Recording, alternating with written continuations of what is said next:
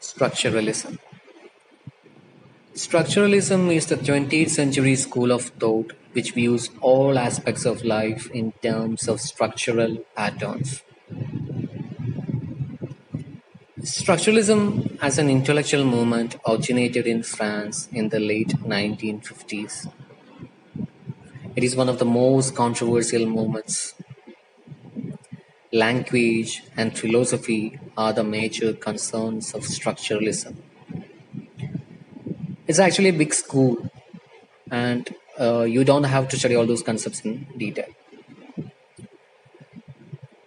Structuralism is a way of perceiving the world in terms of structures. It's a way of perceiving, understanding the world, way of perceiving the world in terms of structures.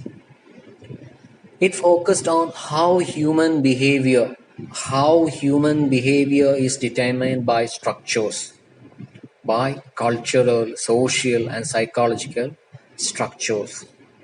The essence of structuralism is the belief that things cannot be understood in isolation. Things cannot be understood in isolation. They have to be seen in the context of larger structures they are part of. Things cannot be understood in isolation. They have to be seen, they have to be studied, analyzed in the context of larger structures they are part of. That is, all the things in the world are interconnected and they all exist within structures or systems. Okay. All the elements of human culture is related to or is connected to a larger system or structure. Let us take the example of language. Say words. A word cannot stand in isolation because it is part of a bigger system or a structure called language. And all those words are interconnected to each other because they are part of a single system called language, which has got more components like grammar or phonetics. In other words, words are actually units. Words are units, and grammar is the rule that helps to put together these units inside that system of language. Okay, you don't have to learn all these things now. It is Ferdinand de Saussure, the father of modern linguistics, who introduced structuralism in linguistics. Ferdinand de Saussure. Okay, learn this sentence by heart. Structuralism views language as a system which can be broken down into smaller subsystems or systems. Structuralism views language as a system. That is what I have explained earlier.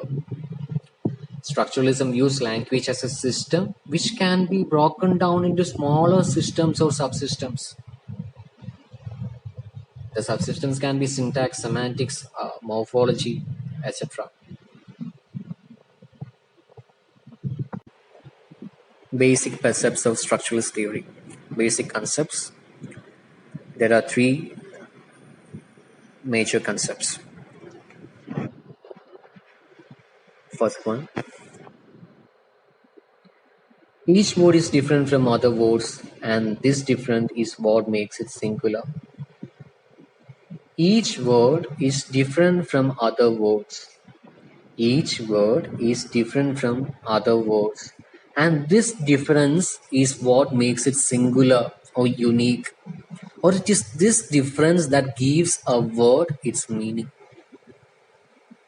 A cat is a cat simply because it is different from bat, and the bat is a bat because it is different from a rat or a hat or a dog or a pen. It is this difference that helps us to distinguish a word from other words. The key word you have to remember is difference. Difference. The second point, the relationship of words to the reference is arbitrary. The relationship of words to the reference is arbitrary.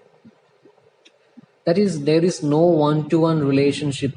There is no direct relationship between a word and the conceptual idea reference, the conceptual idea it tries to express.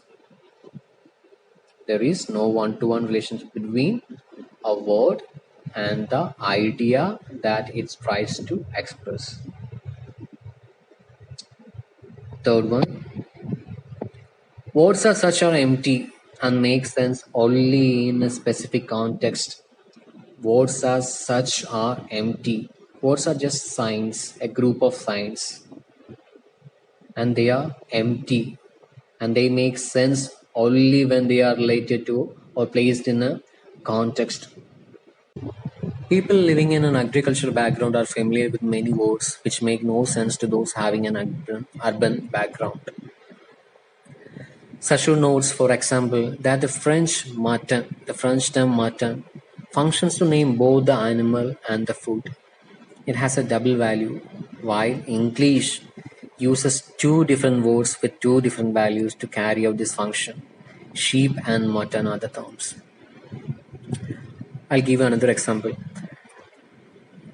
In the United States, a bird is an animal with feathers that tweets. In England, however, a bird is often used to describe a young female, similar to the way women are referred to as chicks in America. That means the same sign, bird, has two different meaning in different context. The American context and the British context.